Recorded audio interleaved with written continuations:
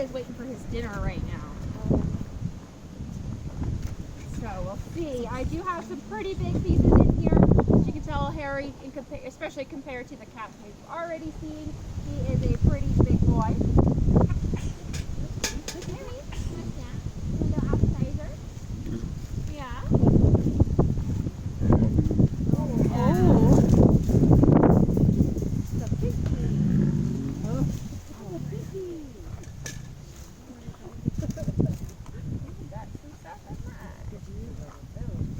So Harry, he is actually our largest cat here at NTS. He right now is estimated between about 550 and 600 pounds.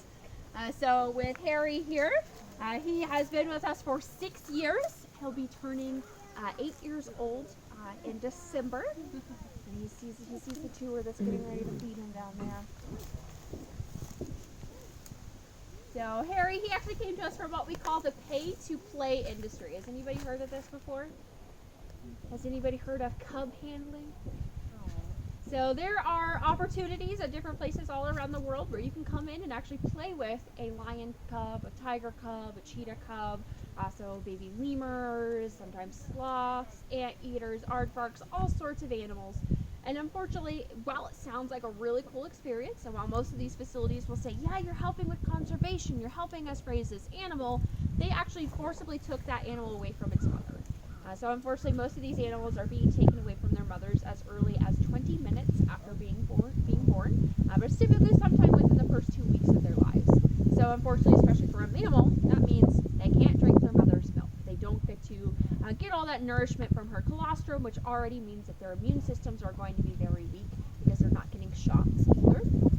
So they're also not really getting to learn from their mom what it is to be a tiger. So they're missing out on that vital experience, and that ends up causing them to get used to being people, because when they open their eyes and then a couple weeks later when they see really, really well, they say, oh, hey, this person, this thing, this is what's taking care of me. So this is what I should respond to. So they see people for the first time instead of their mother. So they get really used to being around people. That's a big reason why they're taken away so early. And then they're being kept up 10 to 12 hours every single day, because legally these big cats can only be held between the ages of 8 weeks to 12 weeks. So this is a very short, month-long period that they have to try to make as much money as possible. So they will hold them, pass them around to people 10 to 12 hours every single day, though they need about 20 to 22 hours of sleep. So now they're exhausted. Sometimes they're being drugged in order to keep them awake long enough. And then they're being just passed around to hundreds of people, sometimes in Walmart parking lots, shopping malls, roadside zoos, pseudo-sanctuaries. And by roadside zoo and pseudo-sanctuary, I mean, unfortunately, places will say, we're a zoo, we're a sanctuary, we're a nonprofit, and then they take that money and put it right back in their pockets. So unfortunately, a lot of these facilities and a lot of these places, most of the animals do end up passing away. There's actually about an 80 to 90% mortality rate with these types of businesses. Harry ended up being the only survivor of his litter. Then he was actually placed with another cat, Cora, who we'll go see here in a little bit, also a male despite the name Cora. These two boys were sent to one of those roadside zoo facilities that was known for breeding their tigers to sell for these types of businesses where they can hold cubs, because you have to have an endless supply pretty much of cubs to keep this type of business going. So they at some points had over 300 tigers living on less than 16 acres. They would have like 10 cats living in a habitat that's about a third of what Harry has.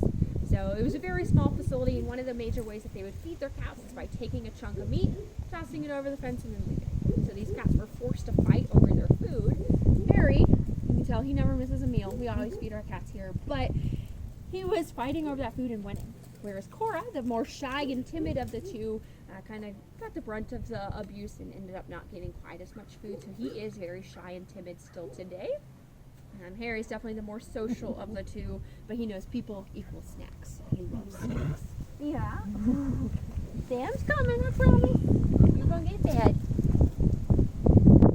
So Harry and Corey were the only two survivors, but with this, the company just said, okay, you guys are too young. We can't use you to breed.